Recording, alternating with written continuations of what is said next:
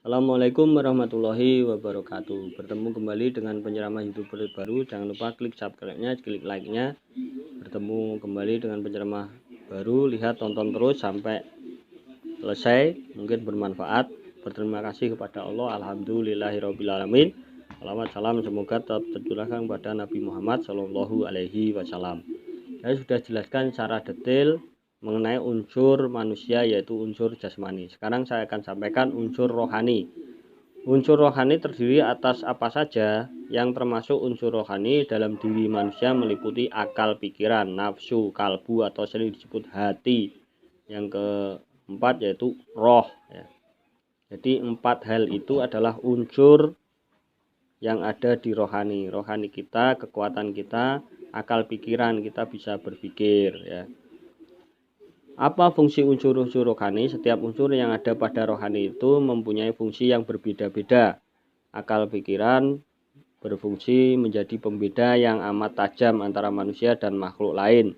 Tidak ada satupun makhluk Allah yang penciptaannya dibekali dengan akal selain manusia. Jadi kita punya akal pikiran, yang lain belum, tidak punya. Kita diberi kecerdasan. Diberi kecerdasan itu makanya manusia itu mulia.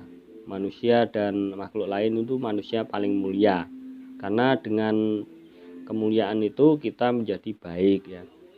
Akal pikiran kita itu menjadi mulia, maka gunakan akal pikiran untuk mencari ilmu sebanyak-banyaknya, ya. Dengan pemberian akal inilah manusia sebagai makhluk yang lemah justru dapat tampil menguasai semuanya. Makanya diberi oleh Allah level jabatan khalifah atau pemimpin karena punya akal.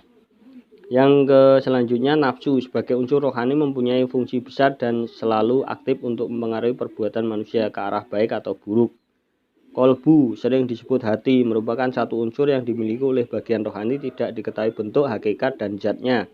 Hanya kesan dan sifatnya saja yang diketahui manusia. Yang dimaksud adalah kekuatan dan tenaga yang tersimpan pada hati dan tersembunyi dari pikiran dan indera manusia. Jadi yang disebut hati atau kolbu bukan suatu organ yang terdapat dalam rongga dada, sekalipun ada penjelasan seperti itu.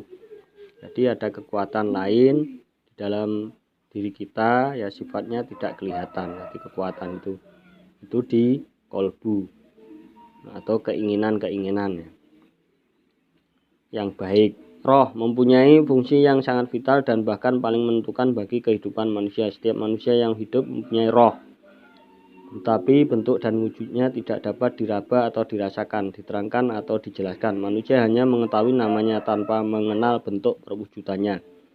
Tetapi hampir setiap manusia meyakini kalau dalam dirinya terdapat roh yang menjadi sumber kehidupannya. Jadi unsur-unsur rohani seperti itu, mungkin itu yang bisa saya sampaikan. Terima kasih. Bila ada hidayah. Wassalamualaikum warahmatullahi wabarakatuh.